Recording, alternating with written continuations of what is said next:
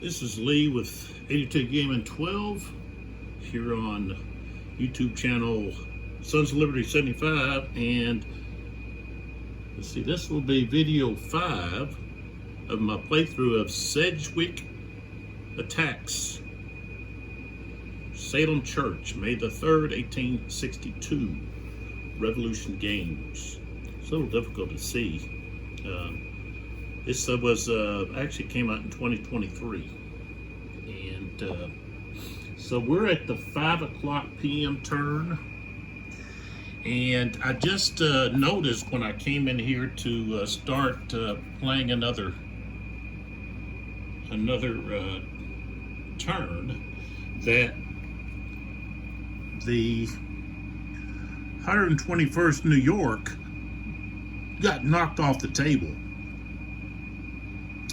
and was laying in the floor. And so I thought I had a piece missing. And what I'm going to do is I'm just going to place that underneath one of the other units, because, you know, I don't know at what point this unit entered. I guess I could just put it right here, which is where it's supposed to come in at. And just bring it in from there. I'd have to go back to even look to see if, I'm sure I moved it originally, and I don't know how it ended up on the floor. I'm glad I found it.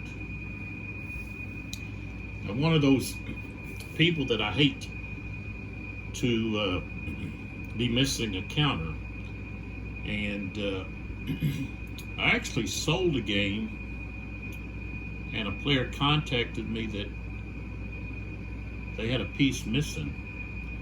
And I searched and searched for that, and it wasn't until I rearranged the room and moved stuff around that there I found it. Now, I cannot find the information that I had on that individual so that I can send that piece to him. And I've looked and looked. So, if you're out there, it's a piece that went with a Midway game. And so if I sold that to you, I sold it to you on eBay. So if you can contact me and I'll send that piece to you. I don't know. I went through, tried to go back through eBay, couldn't find the. It won't let you go back. I couldn't figure out how to go back so far. Maybe I'm gonna have to try. Maybe on the laptop instead of just on my phone. Anyways, that's a whole nother deal. So we just want to jump right into this. The credits. Okay. I like to show those. I like to give plenty of recognition to the individuals that are responsible for creating these wonderful games. And so here this is. I like to try to do this every video so that people that deserve credit are getting the credit. I try to do this on all the videos that I do, and I also put this in the description underneath the video. So I know that Mr. Whalen has done several of these volumes, and he's done an excellent job. And then, of course, the map, at least recently, has been taken over by Edmund Hudson, and these are beautiful maps. So, and all those other individuals, I just commend y'all on creating such a wonderful product. So, I can't get that straight for some reason. Now, I'm trying a different process. I got a different camera holder. So, you know, some of this may be at a different angle than what I usually do. And I'm trying to also still get it clear? It seemed like the last video, I don't know if it was so clear. It wasn't so easy to read the counters, I don't think. So I think I was too high. I can scope this one up quite high, and so there that is. So this unit here, it's like, well, do I just bring it in here, or do I put it with the unit? And so I think I can put it with, I'll put it over here away from, we've got this skirmish unit here. I want to put it over here with this unit here underneath, like so. Okay. All right, so I've added all of the, and this skirmisher here is Wilcox. So I need to do that like that.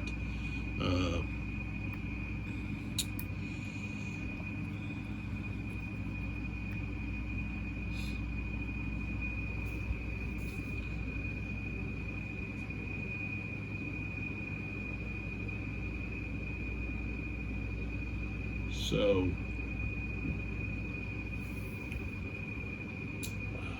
what happens is I put them in skirmish order and then I forget who they're with. So I've done all the maintenance except for doing the, just turn that for now, these key and random chits. So for the Confederacy, they get 2 that are picked, and then those are the key chits, and then they get 2 that are random. So I'm going to go ahead and pick 2. I think this brigade reserve movement is always a good one to use. And then, of course, rally. I need to rally Russell. And so I'm going to take those 2. And so the others are just flipped over. You can do it several different ways. You can flip them over and then just move them around. Or, to me, with my hands, things get turned back over. So, and then I just pick 2 randomly, and that gives them the 4 that they need. And then we just put these off to the side, and I don't get to look at those. And then with the Confederates, they actually get 2 new chits. They call them reinforcements, but it's just 2 more chits here. And that's going to be these 2 here that I've pulled off to the side. The double time, which gives 1 hex of units double movement, but they must roll a die, and if they get a 1 or a 2, then a unit's got to take a morale hit from the ones that are double timing it. I don't think it's. Let's see. Oh no, you get to double the active brigade's movement, so the entire brigade. Okay, not just 1 unit. Okay, and then the brigade reserve movements. It's the same thing.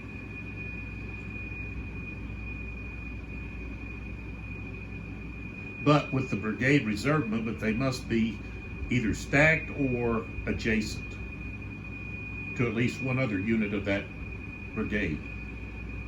And they get to move up to 6. They don't get the full, they don't get a double. They just get an extra movement. And they don't have to remain adjacent, So they're kind of similar, but yet they're different. This one here is actually going to give a brigade another extra whole movement. Okay, this one here is just going to double the movement. Okay, but with a chance of getting some stragglers. Okay, so all right. So the Confederacy, they only get 1. Okay, that they get to pick, and so I don't really have anybody that I need to rally at the moment. So I think I like Rebel Yell, but I don't know if that's actually going to be used this time. So I might do something like I give Union Fatigue. That's what I'm going to do, Union Fatigue. Just going in the cup. And then, of course, we turn these others over.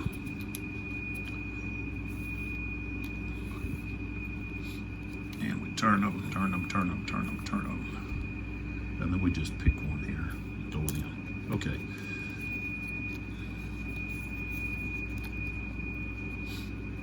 The Confederates are really outgunned,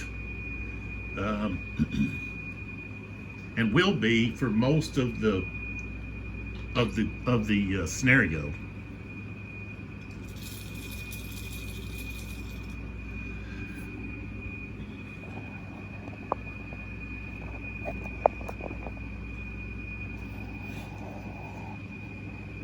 They do get some artillery coming in the next turn, but of course, you know, there's not that many turns left after that. So I'm trying to get where I can get everybody in and still everything's readable.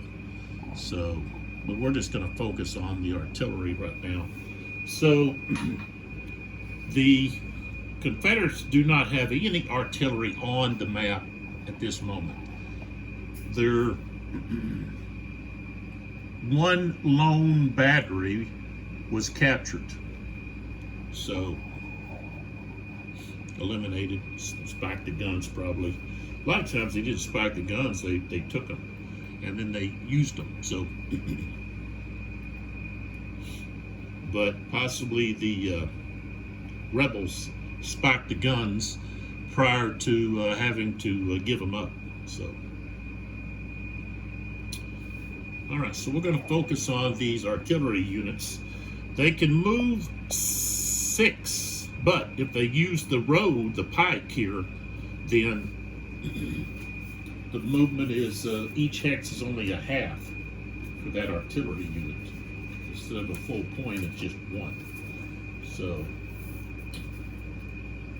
but when they do that, they've got to maintain stacking.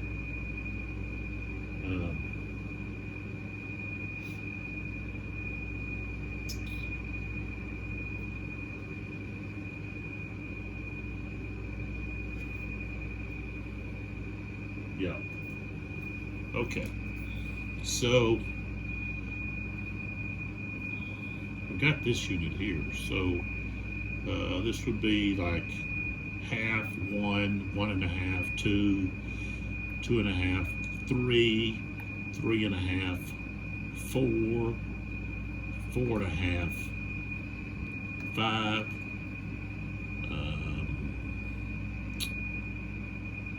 And then 5.5. Okay. And then back here, I'm going to actually have them go separate. Since the Confederates don't have any artillery, then we can just go ahead and move all of the artillery. So we've got half, 1. Well, we'd actually have to go. Let's see. Where's this guy? This guy's actually on that road. So actually, let's bring him back. So he was there. Okay. So this would be half, 1. We'd have to go 2 right there because we can't go there. That'd be overstacking. So 2, 2.5, 2.5, 3, 3.5. Okay, now this unit here we can stack with him because it would equal 12. Let's see. There's 1, 2, 3, 3.5, 4, 4.5, 5, 5.5, 6. Okay. And here we've got, well, I guess it's 1 to get on the road. 1 on the road, 1.5, 2.5, 3, 3.5, 4, 4.5, 5, 5.5, 6. And then here we go 1, 1.5, 2.5, 3, 3.5, 4, 4.5, 5, 5.5. Okay. All right, so now we can go straight into our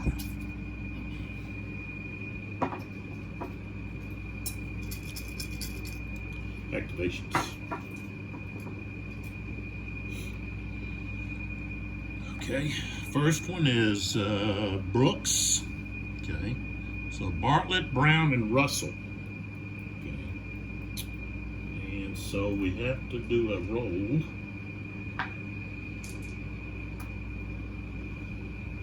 And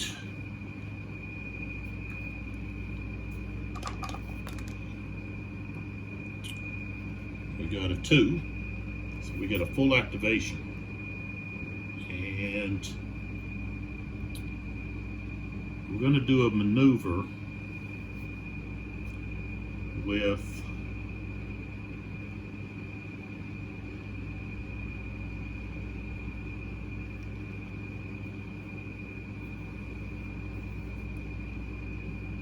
Brown.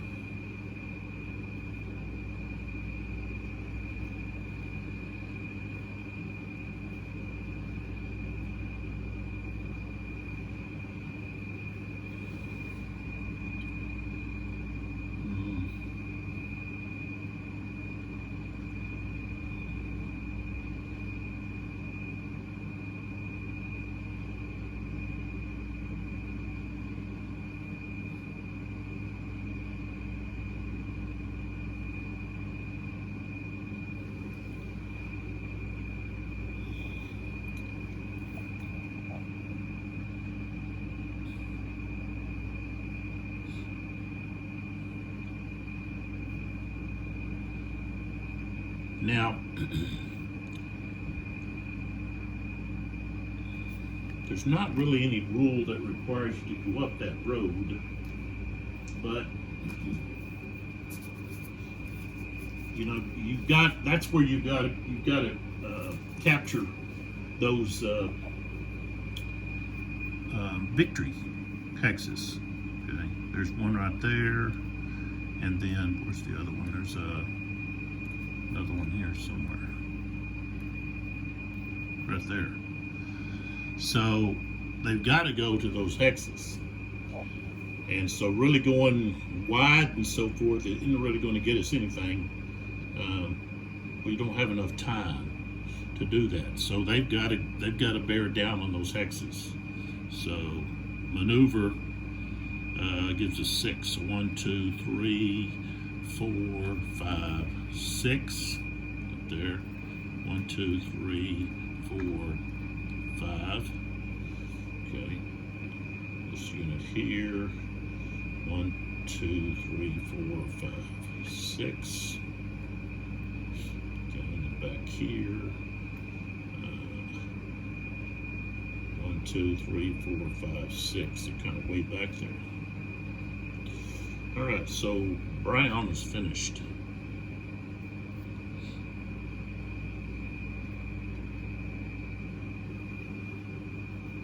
And so now we're ready for the next. We got to put him back in the cup, stir it up. Okay, next one is Sedgwick. So they could actually activate Brown again. Got a 1. Let's see, who does he want to activate here? I think he wants to activate Bartlett. They don't have anybody to fire at, but they're going to maneuver, so they can't fire if you're going to maneuver. So, okay,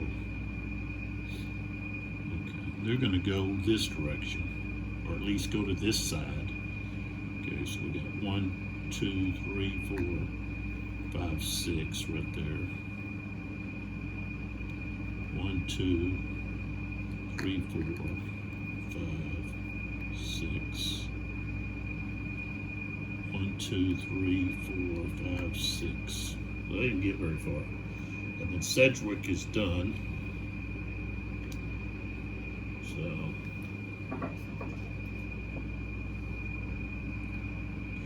Okay, Union Fatigue. That's going to be played when the Rebels can play this on the Union. So we'll have to hold that. And it can be played at the start of any Union order step after the brigade order is determined. So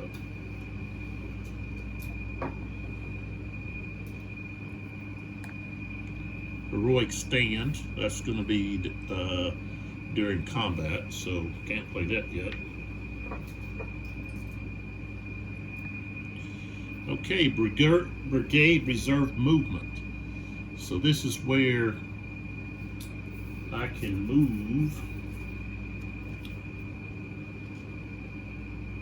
any group of units from the same brigade. They must be adjacent or stacked with at least one other unit of their group. So basically forming a chain of units.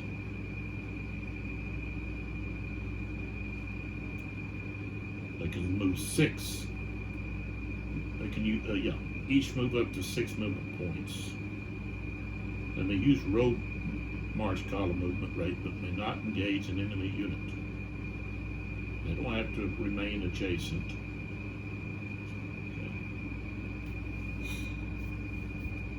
Okay, so who do they want to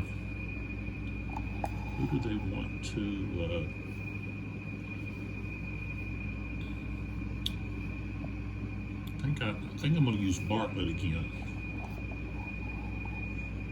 So okay, so the woods cost 2. So 1, 2, 3, 4, 5, 6. 1, 2, 3, 4, 5. 1, 2, 3, 4, 5. Okay. All right. So that's used. All right. Now we pick the next one. Fog of War. So we've got to roll to see what the result is, and that's a 3. So it's wayward Union move. Okay. So basically,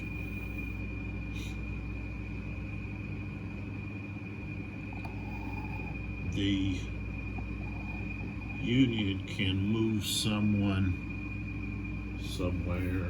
I don't think you can move into engagement though.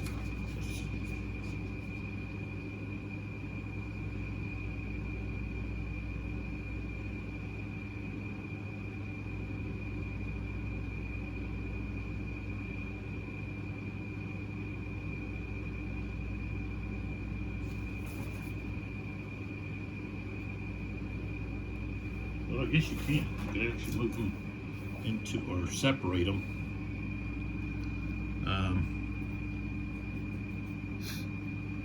Yeah, let's separate this guy. We'll put him right there. Okay. Next. Okay, we got Wilcox.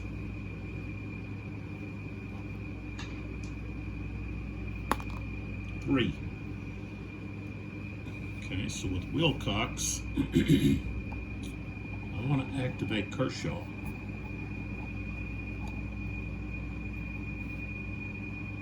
Oh, no.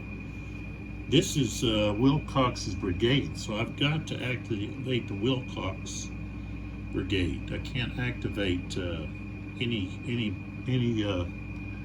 division or brigade that I want. So this has to be Wilcox units. So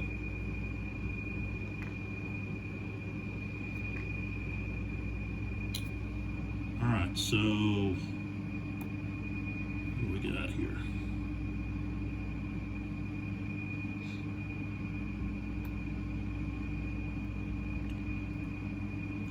Of course, none of them can actually do anything yet.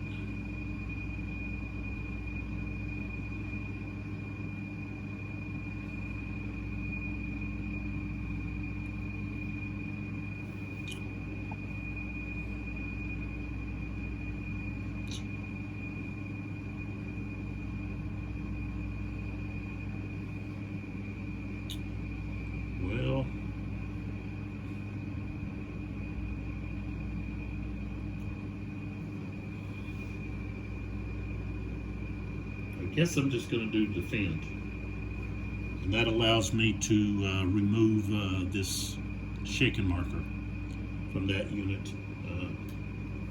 I don't want to extend myself without a clear advantage. So that's all they're going to do. So I can recover that with defend.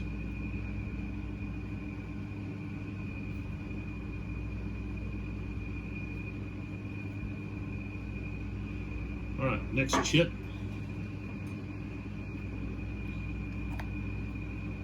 Okay, Newton.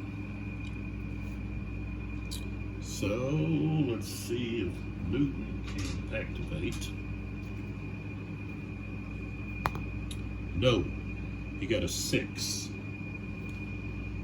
So Newton has Brownie and Wheaton. So I guess I'm just going to activate Brownie here, and they won't do anything. They can't fire on anybody. So, and then Newton goes back in the cup. Let's shake the cup up.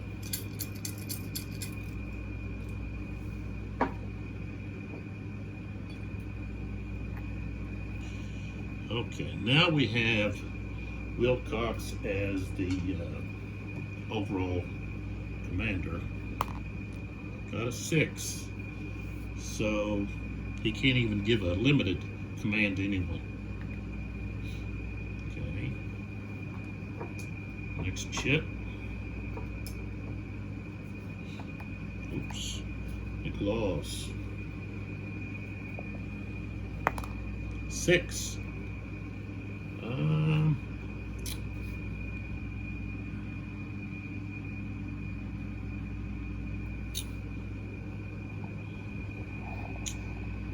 Let's see here. I guess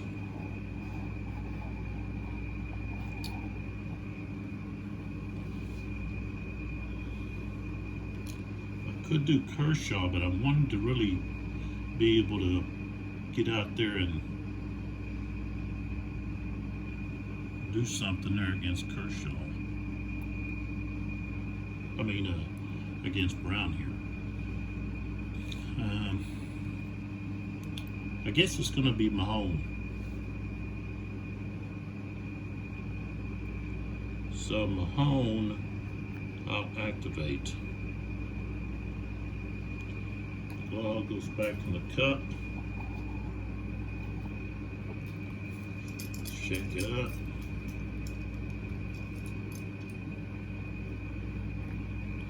Fortunes of War. Next one. Rebel Yell. So they don't get the Rebel Yell.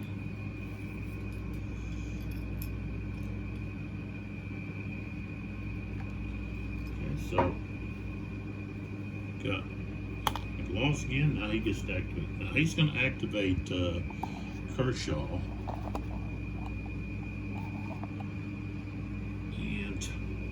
Of course, they're going to go with attack orders. So they want to attack this unit here that got separated there. And so we want to, that's going to be 12. Go this way. So we're going to come out of here. Just like that. And then this other, let's see, well, I've got quite a few more.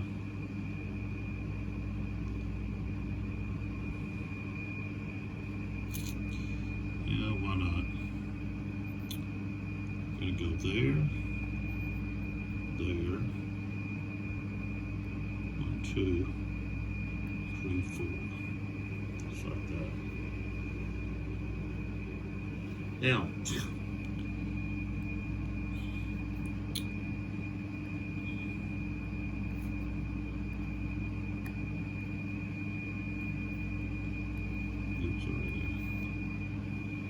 I'm stopping this because I've got fire here. I got fire combat right there.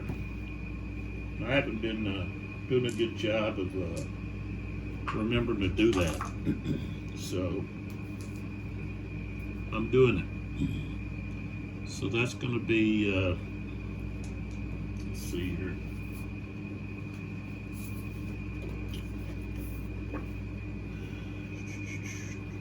Okay.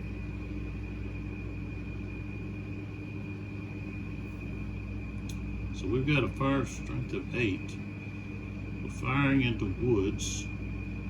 So that's going to take us down 2, down to 5. And that's it. So we've only got a strength of 5. 22. Okay, didn't do anything.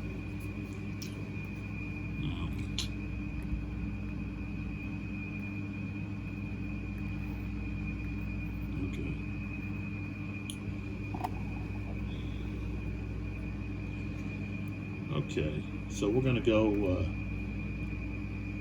these two guys here, attack here. So the attacker has to pick who he's going to fire at. He's going to fire at these guys. So these guys are the target. Okay, we got a strength of 9, firing into woods. So he goes down to 5 strength. 14, no effect. Okay, so now we go with the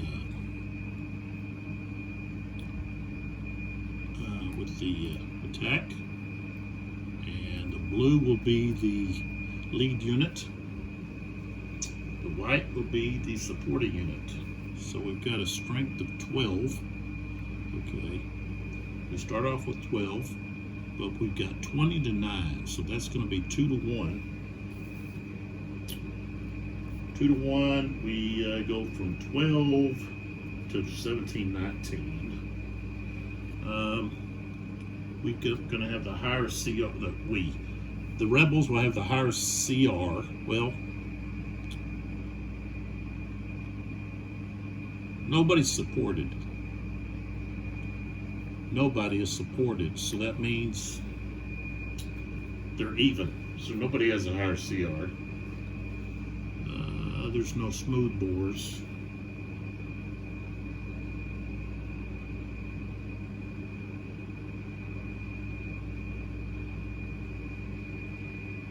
Okay, so we're just there at 17, 19. 25 is going to be, he's going to have a CR of 3. Okay, this is going to be routine. 63 on routine over here means depleted twice, and then 3 over here is retreat 2, retreat all 2. So he's depleted twice, so probably going to the broken track. Okay, so he's depleted. Like so, and then he's got to roll on the broken track.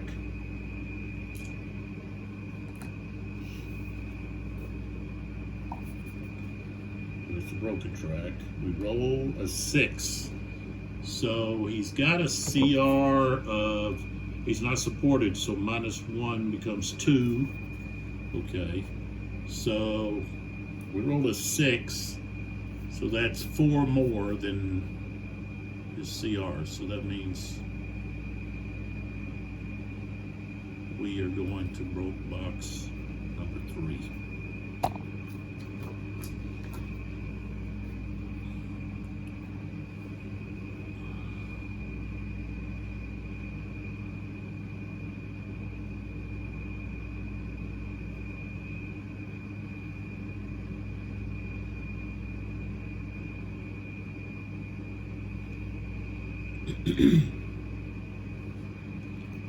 And then of course they could advance, but I'm not going to. All right, and then we have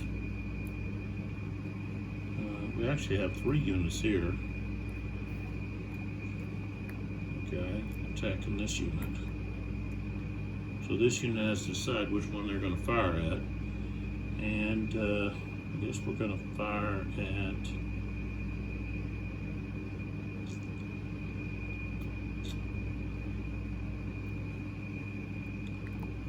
at this one here.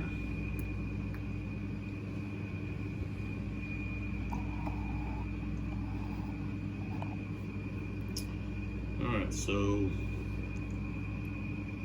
this the 5th main going to fire here. They've got a strength of 6, but it goes down 2 because of the woods.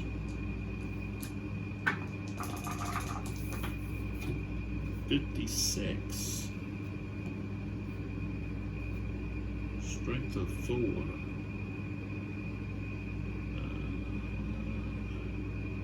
The unit is going to have a CR of 3 because it's not supported in the woods.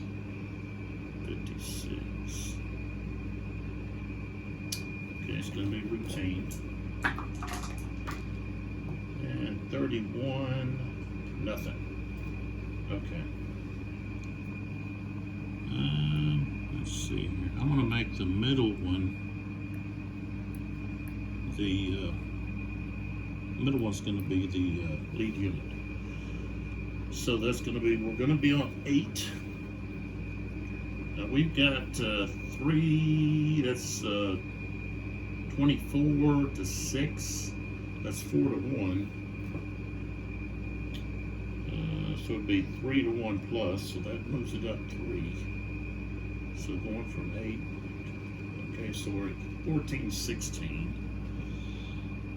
Don't have any smooth bores.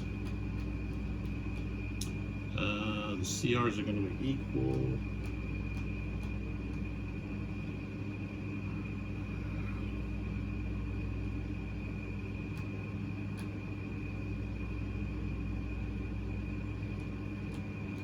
Okay, so that's all we're going to have.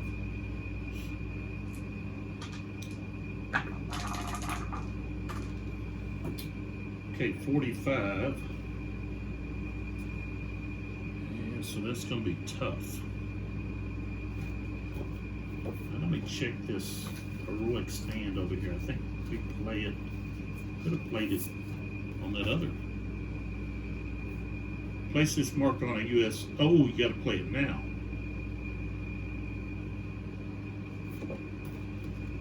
So I could have placed it with him. It would have gave him a CR of 1.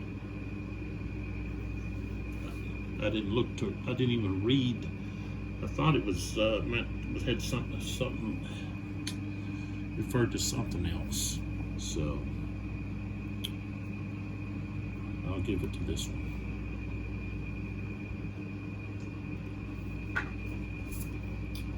All right. So we're rolling on the tough table. 36.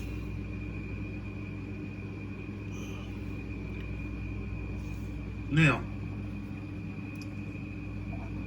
36. Now the 3 results in a both depleted with an asterisk. Well, the asterisk tells you that if one side had a outnumbering value of 3 to 1 or higher, then it's only going to be the other side that's going to take the depletion. So that's what we got here. So instead of all of these units, you know, or at least one from each side take, not all of them, but one from each side taking the depletion, it's only going to be this one here. Because we had a 4 to 1. All right, and then we had a 6. Okay, they got to do a break test, and then retreat 3, and panic 2. So there's a chance that a couple of these units here are going to panic, which means I got to roll for this unit here because his CR is actually a 3, but because he's not supported because he's in the woods, he's got a 2. So he would panic and run away. Okay, so this one here has to do a break test, and He has a CR of 2. I rolled a 5, so that puts him on the broke track number 3. Alright, so now this unit here has to take a morale hit and retreat 3.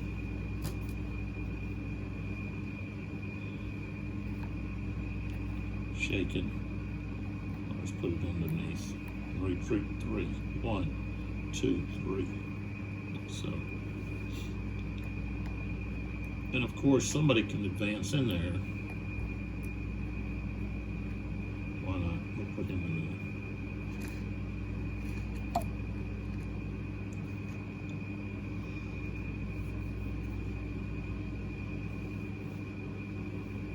All right.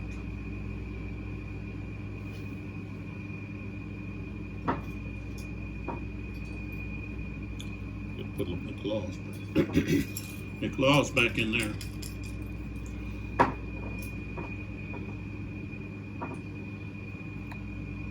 All right, so Newton, see if he can pass 3. So yes. Okay, so he has Wheaton. And do we want to harass this guy or just go by him? You know, one thing is you got this there you got to be concerned about. But I can use Russell, I guess, to chase him around.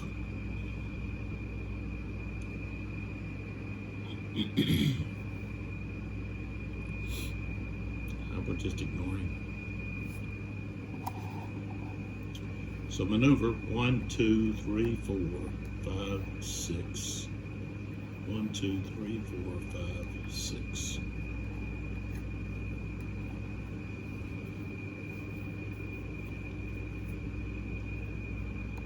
Newton's finished. That was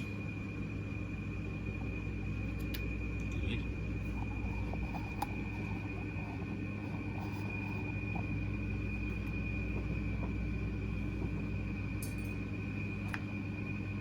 And loss. See, can he activate? Yes, got a 2. So let's see here.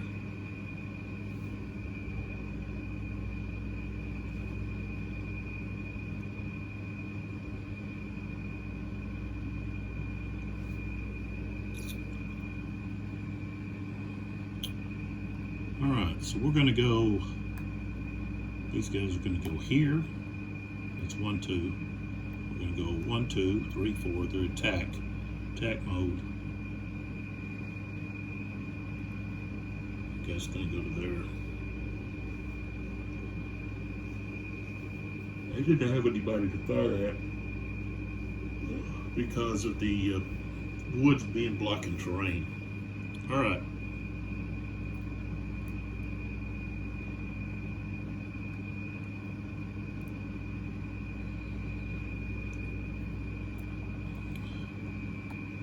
This guy has that heroic stand, which gives him a +1 on his CR. And let's see here, he's going to fire at the one that's got the 2 units.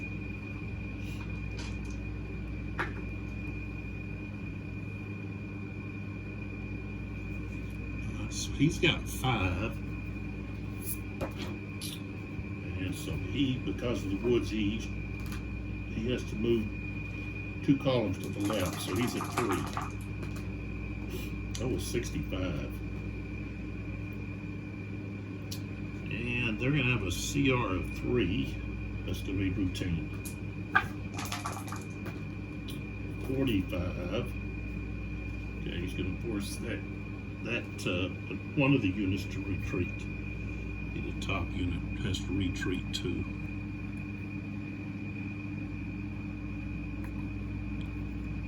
Back to there.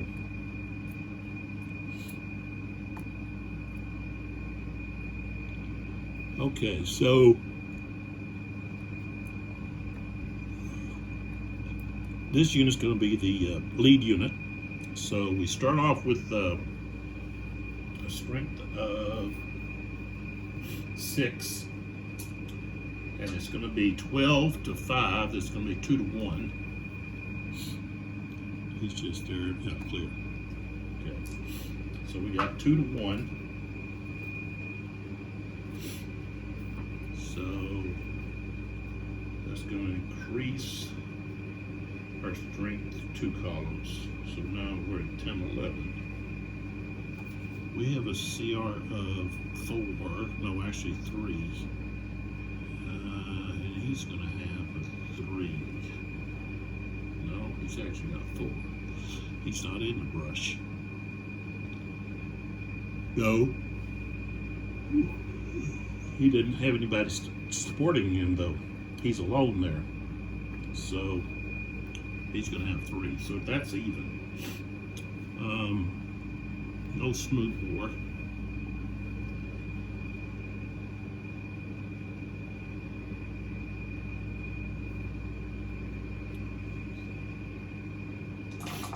Okay. So 10, 11. Oh, 12. All right, so it's going to be a close fight. Oh, an 11. That's the worst roll you could get. Okay, so attacker depleted.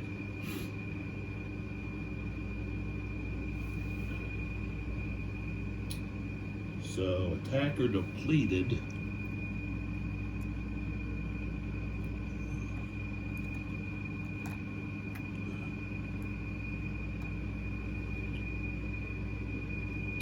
Morale hit.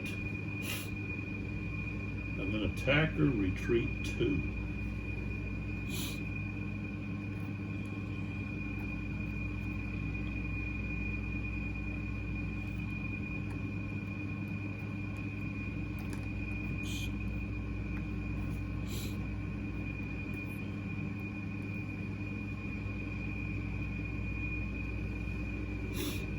See, now he could move 2. He could move here and then move here, whichever way, but he could move into here.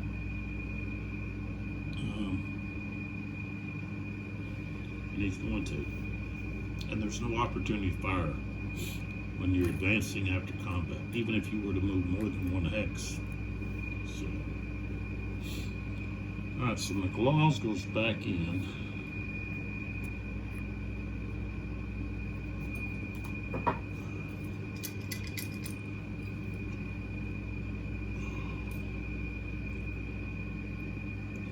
What I do, I draw McLaws again. This happens over and over. Okay, so that he failed, so they just have a limited activation, which is the only one he's got left is semis. So they don't have anybody to fire at, so he's finished. So the Confederates are finished.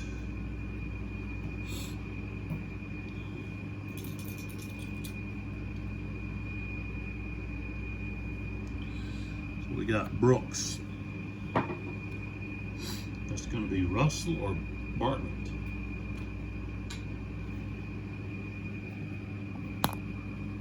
Got it too.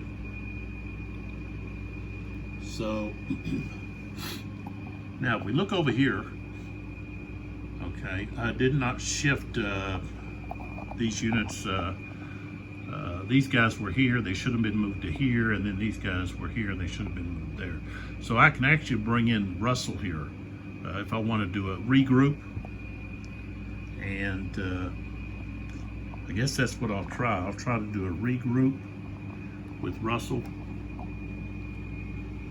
So, and so when you do a regroup, you can either remove all of the morale markers from that brigade, or you can try to rebuild some units. So,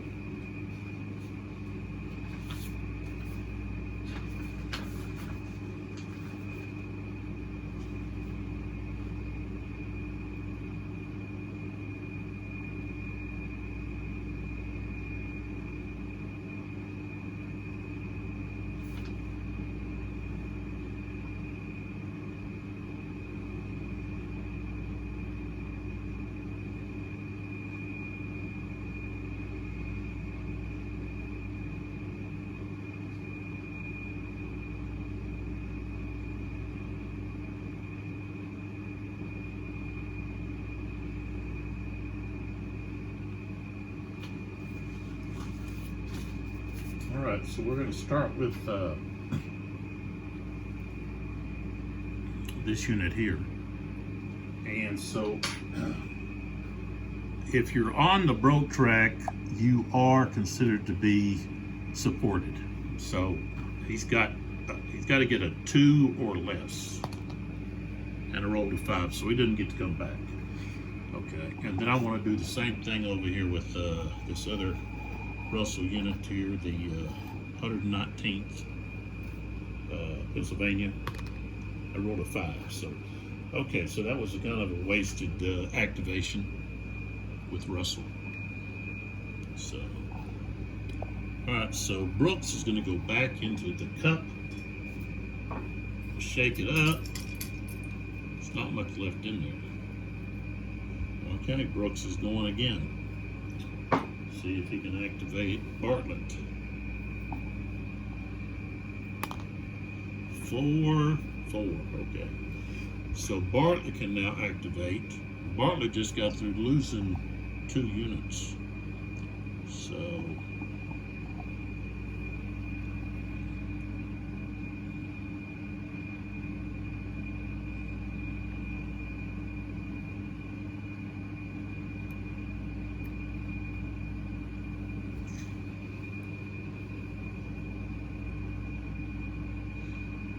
okay, so these guys are going to go into here. Can't fire at anybody. This guy here is going to go 1, 2, right there. He can't provide support because the guy's in the woods, but he's there. All right, so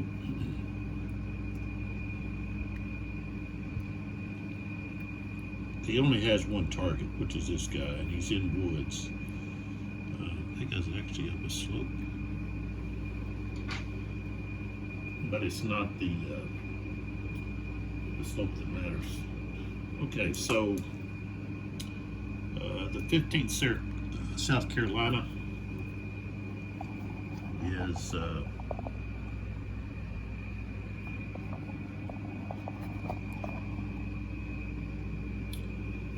going to fire on the 96th Pennsylvania.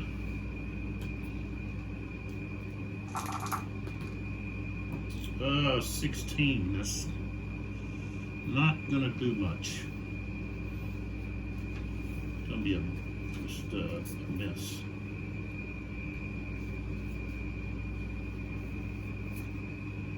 Okay, so, and that's, I should have used, I'm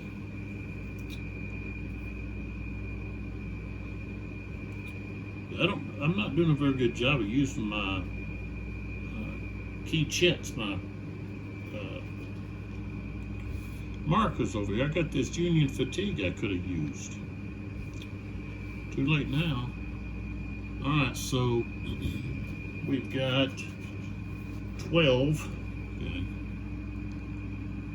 12 against 8. That's going to be 3 to 2.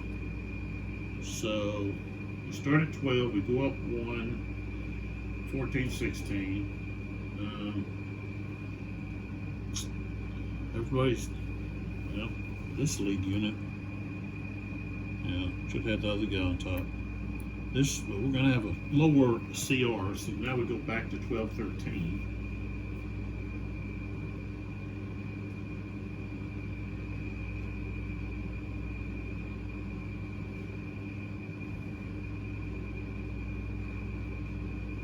Okay, so 12, 13. 36. And his CR is a 3, so that's going to be routine. Oh, routine, a 1 and a 4. So 1 is going to be the attacker's depleted. The top unit here gets depleted.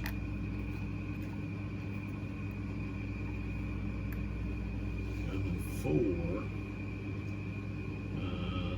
The defender's going to have to retreat 2, and we'll get a panic 1, but we don't have anybody.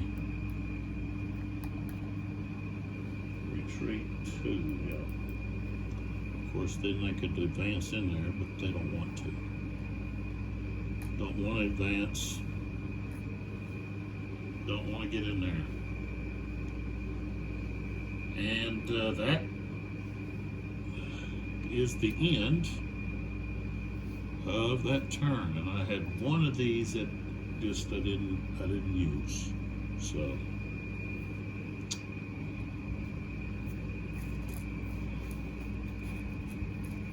move this here.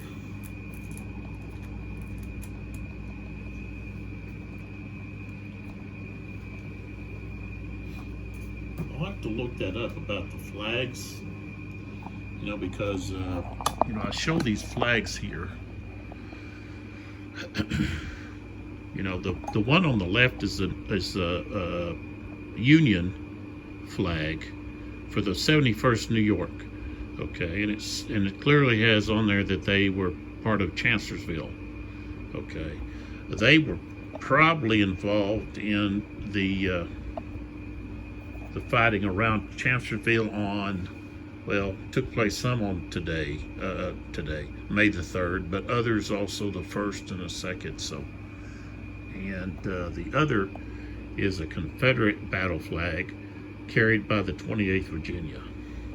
You can't really tell, but the left side and the right side had fringe on it, and of course you can see there's some damage to the bottom here on this one. And so those are the flags that were carried during this time period, 1863.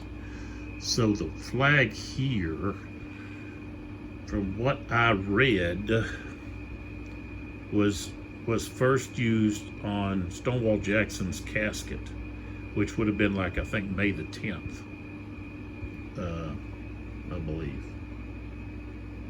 So there that is. But all right, so here's a shot of still have Russell way back here. He tried to do a regroup, but he was unsuccessful. And so we got Brownie over here, and so with Wilcox being so far out from the rest of the rebel forces, which would be McLaws's group, Wilcox did a pretty good job of stunning the advance of Sedgwick's forces, which means they're just now reaching the Confederate line, and historically they were not aware that they would be there. They were just thinking, well, they just got a small force here, we'll be able to plow right through them. And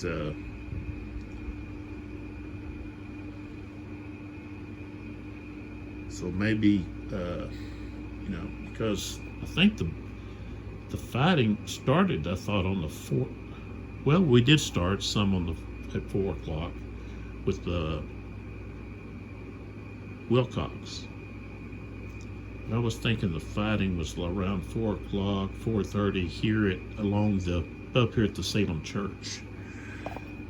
So maybe Wilcox needs to be closer to Salem Church. I have to look into that.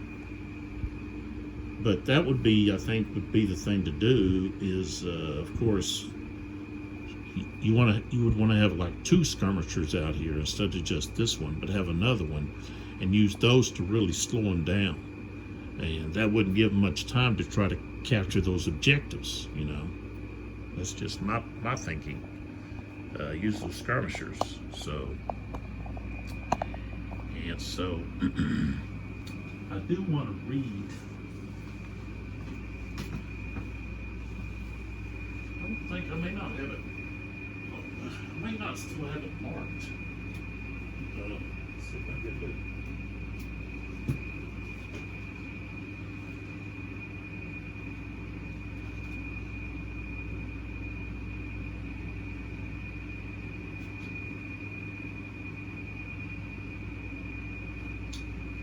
So this is Chancellorsville.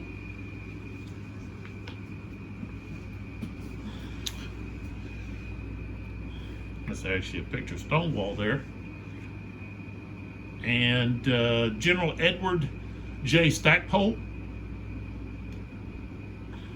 And this is Stackpole Books. So I guess his family or he owned a printing publishing company. And this actually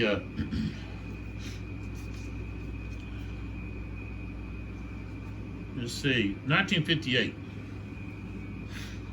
So, and it says it's dedicated to the men of my company, M, 110th Infantry, 28th Division, American Expeditionary Forces, World War I, of Latrobe, Pennsylvania, who fought and died on the battlefields of France. So, wow. All right, so what we're looking at here, this is where some of y'all can just, if you're not interested, you just kind of, turn it off. But of course, that's I showed this in the other video. This is the, it's a drawing from a picture, okay, that I think was taken in 1884 of the Salem Church, okay, which on the map is one of the objectives, okay. So let me get my tweezers here. So right here, there's the church, and it says Salem Church right here. It's kind of hard to read with the woods there, but that's the objective X. So there's the church, okay, right off the road here. All right, and so here's the rifle pits, okay, and so in the picture that the drawing of a picture.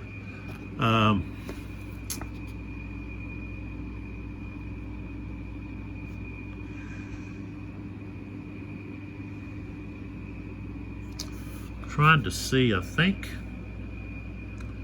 seems like the other book talked about to the left, you could see, where the rifle pits were at. So maybe that was over here, which would mean the road would be over on this side, okay, back maybe behind those trees. So anyways, it says that McLaw's Confederates had a long distance to travel, approximately 5 miles from their position southwest of Chancellorsville to get to Salem Church. Okay, but they didn't have any opposition, so they reached there by 3 o'clock. Okay, now Sedgwick, on the other hand, moving against Wilcox's Confederate brigade, which fought the delaying action, necessarily made slower progress from Fredericksburg Heights, which his corps had captured at midday, Sunday, May the 3rd, to Salem Church, 3 to 4 miles away. So, of course, here's a picture of Salem Church in 1958. So you can see that there's been some changes. Looks like maybe they put a new roof on, and they changed some of the windows, and probably repaired some of the holes and so forth. Okay, but so forth. So, all right. So I talked about in the last video how Sedgwick, he had to fight to regain Marney Heights, which would be just west of up on the heights from Fredericksburg, which was the vital defensive position that the rebels used at the Battle of Fredericksburg, which happened in 1862. Okay, so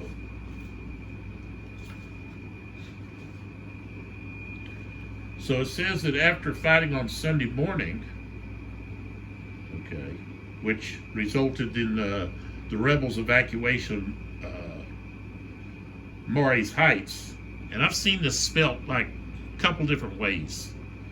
Okay, here they're going to spell it. Let's see if I can get the focus. Okay, So here they spell it M-A-R, and I've seen it spelled M-A-Y-R-E. So a couple different ways there.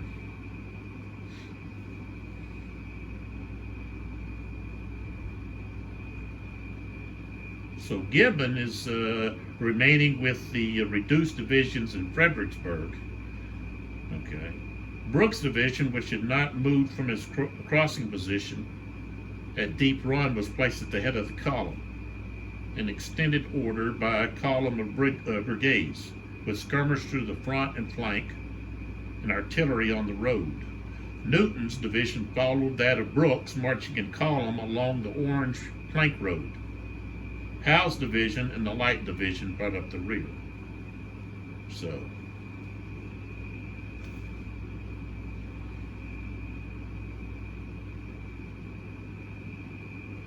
it says that Wilcox provided some resistance as Sedgwick's forces were advancing.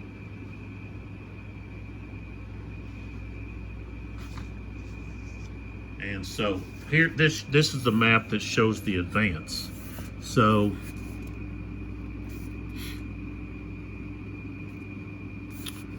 here's Fredericksburg, right here, and then here, of course, is Maury's Heights, right here. And that's where the Confederates were stationed during the Battle of Fredericksburg months before. And of course, Stonewall Jackson had this position here, where Brooks is at, okay, during the battle. So, but here's Newton, okay, and it shows Brooks down here. I just got through saying that Brooks was the one that was in advance, I thought.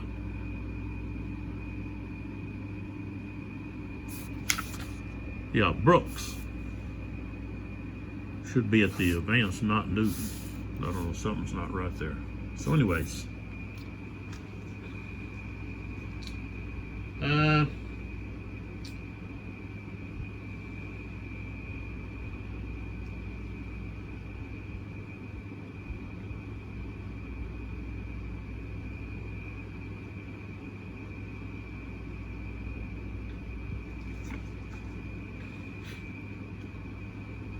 so as I talked about before,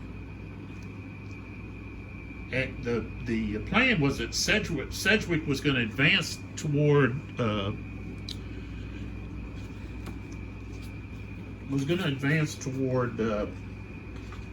should have another map here, toward Chancellorsville. Not that one. Should have a bigger one.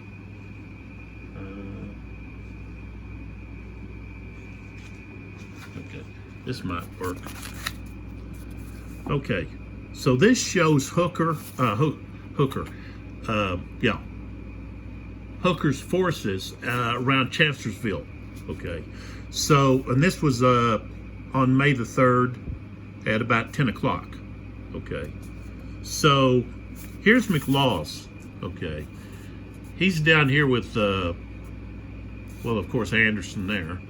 And so he's providing some pressure on Hooker and his forces. And I guess it was really, might be Couch that's actually in charge here. Hooker, of course, gets hit with that, the cannonball hits that pillar that he's standing next to and knocks him kind of out senseless. So, you know, you had some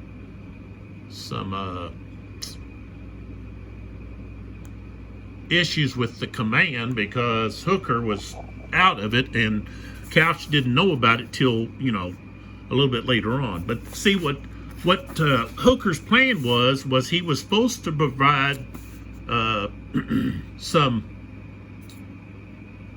pressure himself against Lee's army over here against McLaws, so that it would hold McLaws here. Okay, and this here is the Plank Road, that orange road here. Okay, so that's the road there, and so going back this way, this way, would be where you would find the Salem Church, and then of course Fredericksburg. So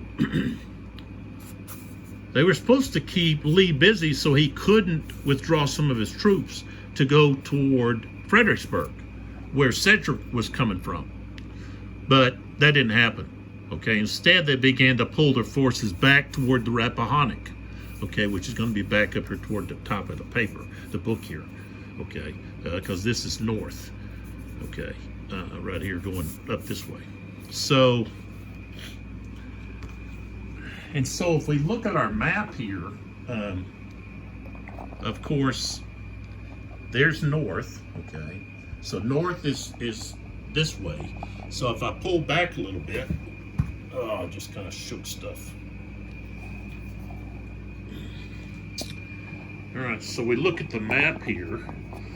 Okay, so back over here is where Chancellorsville is. Okay, this road here goes to Chancellorsville.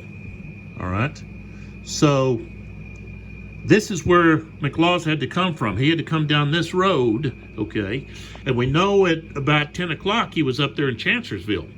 Okay, so he had to come all this down this road to get to the Salem Church. And then over here is where you've got Sedgwick and his forces are coming from, right here. That goes to Fredericksburg. So McLaws should have been tied up there at Chancellorsville, and Sedgwick was supposed to be able to just, push through Wilcox and then go up this road and put pressure in the rear of Lee's army so that Lee would have to pull off of Hooker.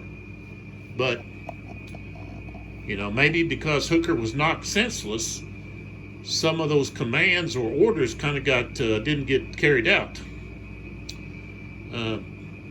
I have read where Couch took over, and then Hooker told him to give him a message to come to him. He was in a tent, kind of pulled away from the front, and so he went to him and he wrote down what he was supposed to do, which was to pull back, to basically start retreating. And Meade was there and some other generals, and they were against that. They wanted to attack. And Couch went ahead and he sided with Hooker. But Hooker gave control to Couch. Now he kind of hung around. Later he got on his horse and he followed where Couch and Meade and some of those other generals went to, kind of look at the front and everything. And Couch started issuing orders about, pulling back. And of course Hooker didn't object. He didn't say anything. He just was there listening. And I guess maybe he just wanted to make sure that Couch was gonna pull his forces back. So that's the situation of this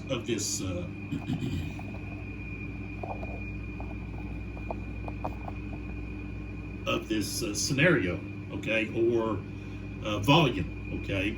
We're not really dealing with what's happening over in Chancellorsville. We're dealing with this incident that took place around Salem Church. So Wilcox is providing some resistance, okay, for Sedgwick to get to Chancellorsville. So the meeting engagement, when Sedgwick's leading elements arrived within a mile of Salem Church about 4 p.m., they were met by a handful of cavalry skirmishers, which would be Wilcox's units here. Okay, you still there? They are right here. Okay, all right. And greeted with solid shot from 2 rifled guns posted near the church. Okay, so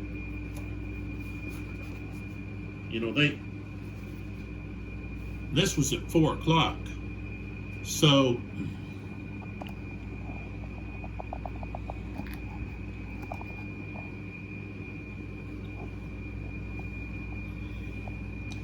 when they say close to the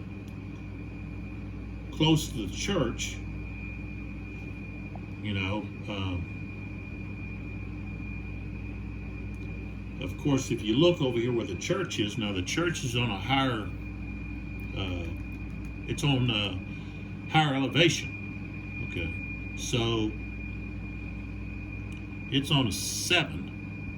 Okay, and these trees are on a 5. So, or at least this tree is. Some of this other tree is going to be on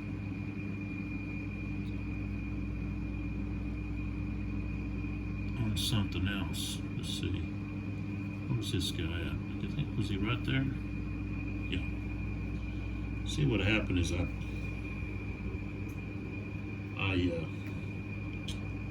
hit the sinking table and moved stuff around a little bit. So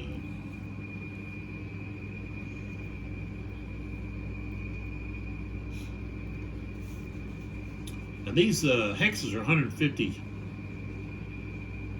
meters or 150 yards.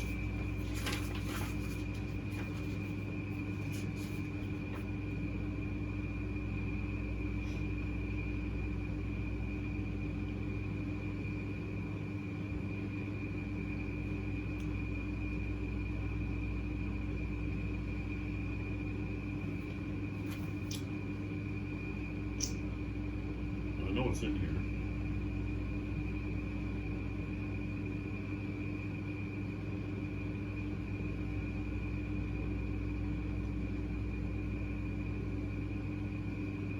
So if it's 150 yards, okay, that's going to be about 450 feet approximately each hex, and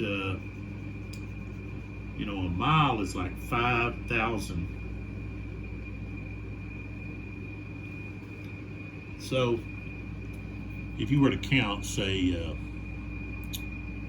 here's the church, 1, 2, 3, 4, 5, 6, 7, 8, 9, 10. There we go. So that's about right. A mile from the church. So they had it set up right. So they did their research and had the placement of the units at the appropriate time. So that's good to know.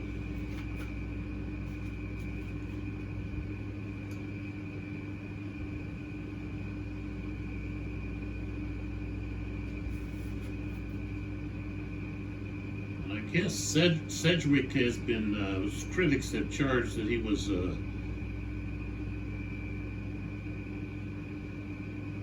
unconscionable and unnecessarily show in all his movements. I don't know what that means. I guess he didn't, he kind of just squandered his time on May the 2nd and 3rd. And that's what caused the loss of the campaign. You know, I think you could also blame Howard, okay, for not protecting his right flank, and also Hooker, because he would make a decision and come back and change his mind. He had some indecision, so it's kind of a combination.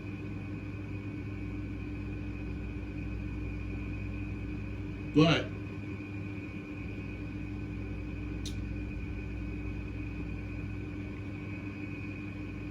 Hooker also didn't provide enough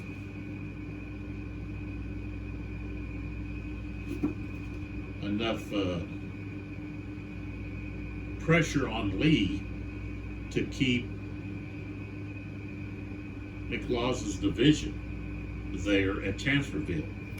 So, you know, there's a lot of fingers to point.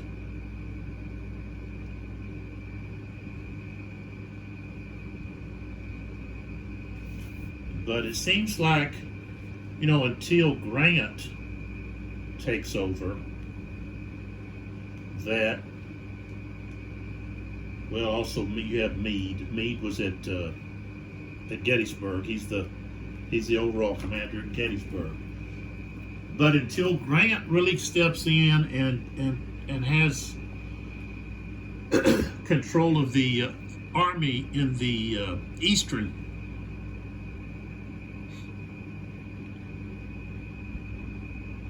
area,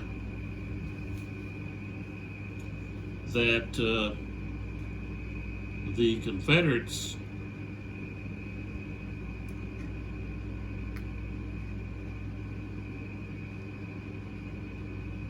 continually defeated the Union forces, or at least held them to a standstill, you know. But of course, losing a lot of soldiers. But yeah, this is kind of like the last video that I did, which was over Vicksburg, and this was also that battle was also a side, kind of like a sideshow, okay, but very important because they held the Union off and held on to Vicksburg for a while longer. Same thing here. You got this episode here, this situation where you have Sedgwick trying to get his forces to Chancellorsville to help relieve the Union left flank, where possibly then they can prepare an attack plan, I guess. So, but the overall commanders were not decisive in their decisions, and this happened over and over and over. Some of them didn't want to fight. McClellan, he did a good job of preparing the army and getting it organized and everything, but it is like he didn't want to risk, I guess, a defeat. He wanted the perfect situation. But so here we've got really the Union's got a tough row to hoe, because they just don't have, in my opinion, they just don't have enough troops to be able to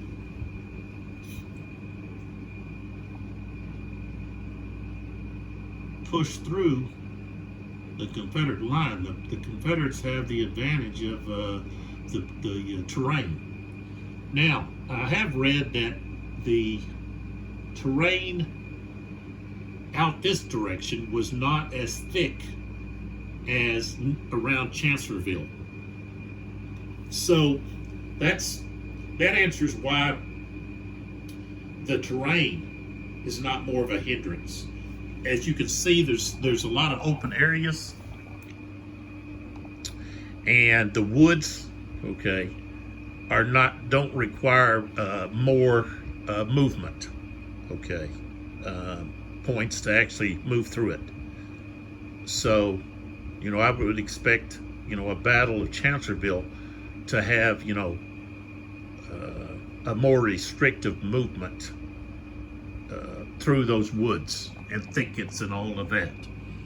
Okay, I've read several different accounts where they talked about the overgrowth and just how hard it was to move, and you basically couldn't. It was difficult to organize, your men, because you just couldn't put. It was the terrain, the woods were too thick to really have any decent kind of line. So a lot of chopping. Out your axes and start doing a lot of chopping. But of course, it's a good defensive position at times, but not so much for attacking. But so that's why I was wondering, how come this terrain was not as difficult to maneuver through, and that's why it's than it is. It's the woods are cost the basic two to actually move through. And I remember reading I don't know if it was this book or another book, but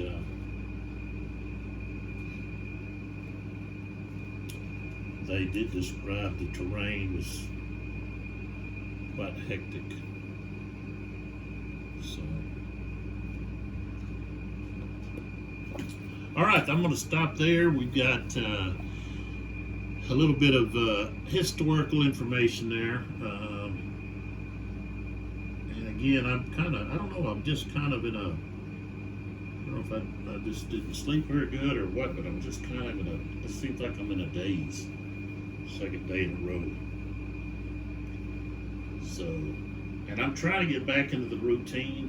When you're playing different games, the rules kind of all mangled together. I'm still working on ILAO 1807, and so I'm trying to get back into the groove of the rules of this game. I've had to go back and reread the rules a couple of times to make sure I'm doing everything right. And same thing with the special rules. It seems like there's something in the special rules. Oh, it was the Cobb artillery. That was something that I remember seeing, but then it was like I couldn't remember where I read it at. So, but I did find it where it talked about that. So that's important. You got to look through the exclusive rules and take time to read all of it. I'm kind of a skimmer. I skim through. When I'm reading something, I just skim through it instead of really reading each word, and that can make a big difference. So we've only got the next turn will be 5:30, and that's where the Confederate cavalry come in, and they've got 6 batteries. But of course, they're coming in from way over there. So each turn, turn, which is 20 minutes, they can move 12 hexes. So I don't know if they're, they might be 6 o'clock, or maybe even it might be 6:20 before they even actually are able to fire on anyone. So they're coming late to the party. And of course, we don't have any other reinforcements besides that. And, if you look out here at the Union forces, they're pretty thin. They've got 4 regiments over here on the broke table. Okay, they got 2 ready to come back in. I tried to bring Russell in, and he failed. But and the Confederates have lost 2 regiments. So I don't see how the Union is going to be able to be victorious. Now, they do get 5 victory points automatic at the end of the game, but still, they've got to capture some vital territory, and I don't see them doing it. Unless you just tried to do a gamey thing where you took some units and you just tried to come around. But I think going through all of that, you're not going to be able to get over there in time. So they're going to have to fight through right down the Plank Road and capture those 2 areas down there. Well, of course, you've got this one here. Okay, and 2414. Let's see what that's worth.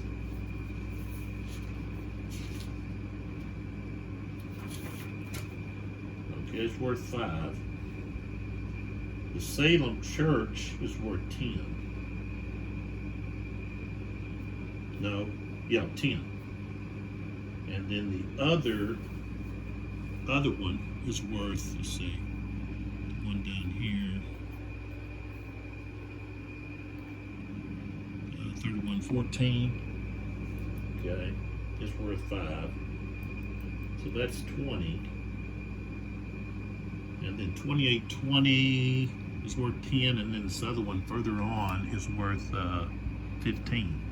So, but I think the only way you could get there is by pushing through, right through down the plank road here. You know, they don't have cavalry that could try to maneuver around. And then the only other thing is if you're using that brigade movement, you know, you could get a couple of units and just, you know, be sure you pull that as one of your key chits, and that way you're guaranteed at least that unit's going to move at least each turn. But you know, that's kind of just being gamey, you know, where you're just like, okay, we're going to avoid all of these guys. You know, they weren't aware of that, so that's why I say it's gamey. You know, you're like, oh, well, I can see that they're there. Well, yeah, but they couldn't see it. You know, all that they knew was in front of them was Wilcox. They didn't expect to see McLaws's division. So, all right, so that ends this video. Come on back and see what happens next. I appreciate your support. Don't forget to go check out Revolution Games at revolutiongames.us and see what they got. And don't be hesitant about the Ziploc, okay? Because as I said, they're easy to store. You can even get a smaller container than this. This actually, I get this because I can put these bigger sized tackle boxes. Those are just tackle boxes. You buy them at like Academy, or even you can buy some of this type of stuff at Hobby Lobby. And I got these for like $4. Okay, I think it was like under $4 for each one of these.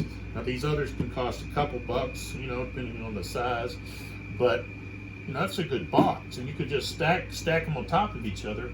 You know, I could show you an area where I've got some stacked. You know, and I'll take this one and stack it over there.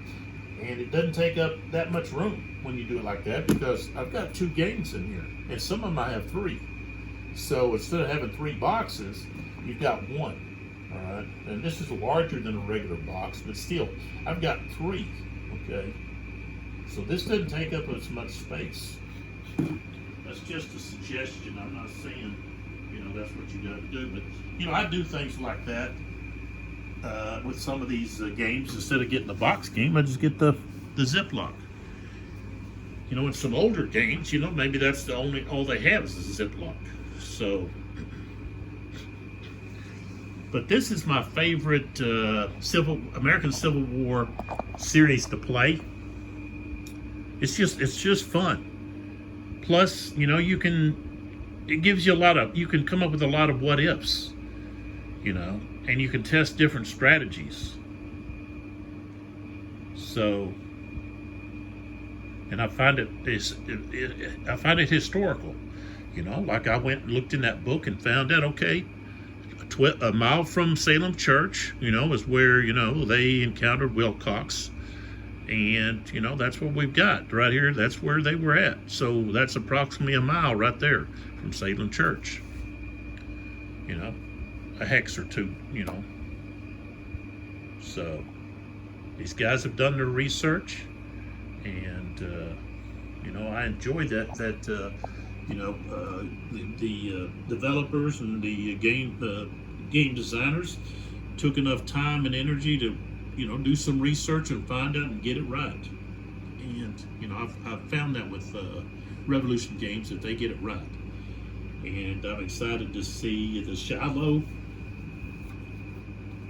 volume 11, which has, I believe it has 7 total maps, but the main battle takes place on 2 maps, okay, that you put side by side. And so it's the largest, I think they said it was the largest battle that they've done, I guess. You know, they've got the biggest map that they have. All the other maps are only 1. Okay, this is 2. Plus, you have additional maps for other scenarios. Okay, smaller scenarios. There's one that is on just like a regular piece of paper, that size. You know, what is that? 11 by 8 or 11 by 7, whatever it is. And then they've got a couple of other smaller maps for a couple of other scenarios.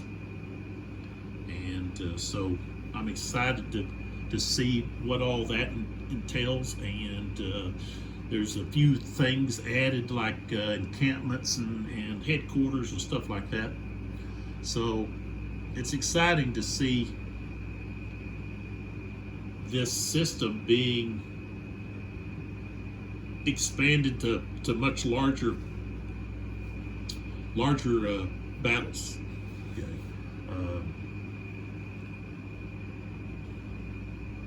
Which you had the first Battle of Bull Run, The Day Was Ours. That was a fairly large battle, although it was all on one map. But you know, it's nice to see them expanding out. I'd like to see Antietam, and let's see, probably what else besides that? Of course, you've got Chickamauga,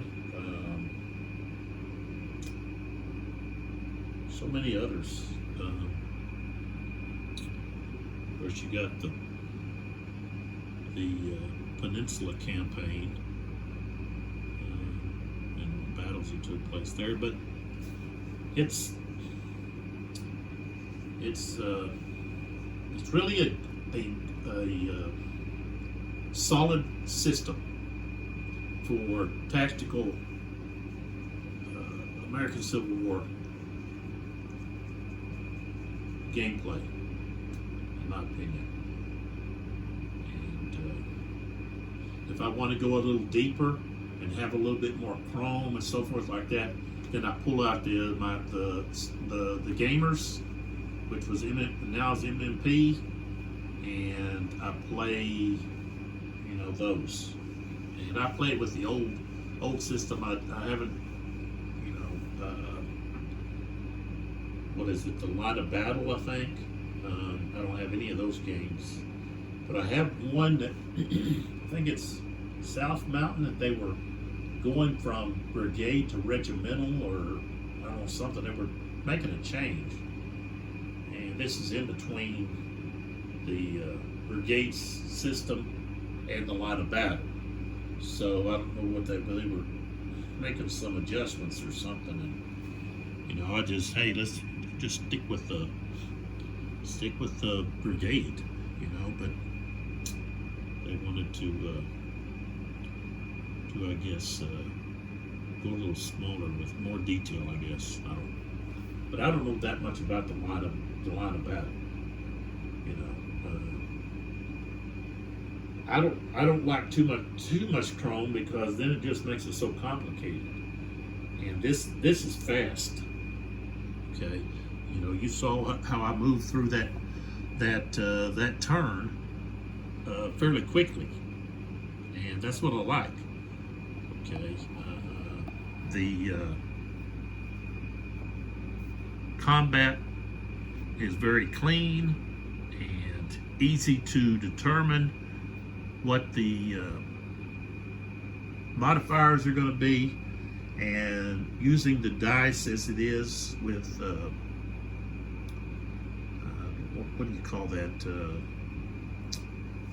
What you call it exactly? But they're using one dice to go from 1 to 660, another dice 1 to 6. You know, so I just, you know, I like that dice system. Okay, and the results that you can get, and even more so with, you know, how they divided into depletion and skedaddle. So all of that's really neat. There's not a lot of extra counters to have to use. You know, you've got the shaken and disrupted, you know, and then you might, you know, you've got the fire to move, and you know, that's pretty much it. You're not adding a lot of counters. So, and of course the casualties are pretty easy also. Okay, even though you have, the counters only have, most of them only have two sides, but they can still come back in because they go to the broke track. So if you ever played Kevin Zucker's any of his games, then especially the Library of Napoleonic Battles, that series, the same thing. You have a front side and a back side, and then they take another hit and they're out, and they have a possibility of coming back in, being reorganized. That's similar to this. So of course the combat table and everything is completely different. He uses that old CRT one die 6 system, and with basically just retreats and not really taking too many casualties and so forth.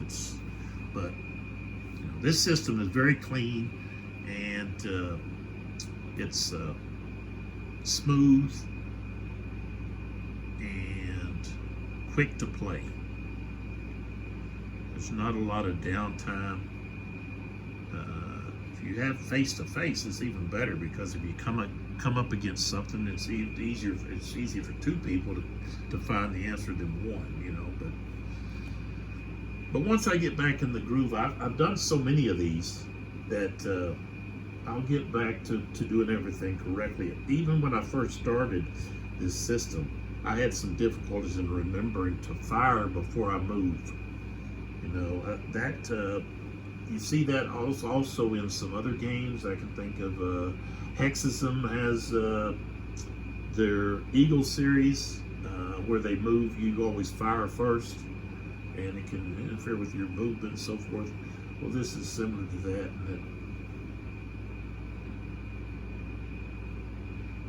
I think I'm just rambling here.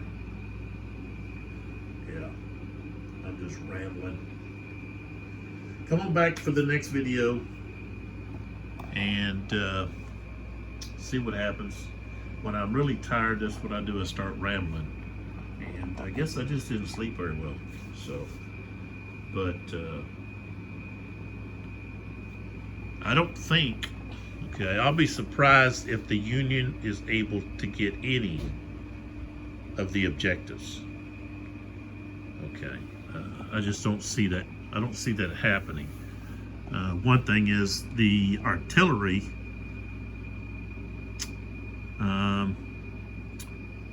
It's going to have to be placed in positions where it can actually do something. And I don't see how they're going to be able to really be able to do. Maybe, well, they can fire on Salem Church if they get in the right position. But that's the thing. They've got to be real. They've got to evaluate the best place to put that artillery. So, can't fire through the woods. You can fire over it if you're, firing at a higher level. Of course, this is 7 here. This is 6, so you'd have to be back in here to fire on there. And of course, then if you have units that have moved up there to assault, then I think you're not going to be able to fire. So we're going to take a look at all of that, and I'll try to put the artillery in places that I can actually, fire at some units. So they're at the same level or lower, then I'm not going to be able to fire, or the Union will not be able to fire their artillery. So that's pretty vital that they use their artillery. So we got to be judicious at placing that artillery. So, and you would too if you're playing. You got to really pay attention to where you're putting your artillery. Where they have a field of fire. So I don't know if I've really set those artillery units up to be able to do that at the the right time. See, they're going to have to spend the next turn getting in position. Okay, I really wasn't, I was just moving them up. I wasn't really focused on, okay, where's the best place to put them, so big error on my part as the Union commander. So come on back, see what happens. This is Sedgwick Attacks. Okay. Salem Church, May the 3rd, 1863. Revolution Games. Chad Whalen is the designer. A developer, even with Herman Luttmann, was Roger Miller. So Roger Miller's still involved in these, helping to develop the games. And Edmund Hudson, that of course did the wonderful map. So 82 game in 12. This is Lee. Come on back, see what happens in the next video. Appreciate your support. Thanks a lot.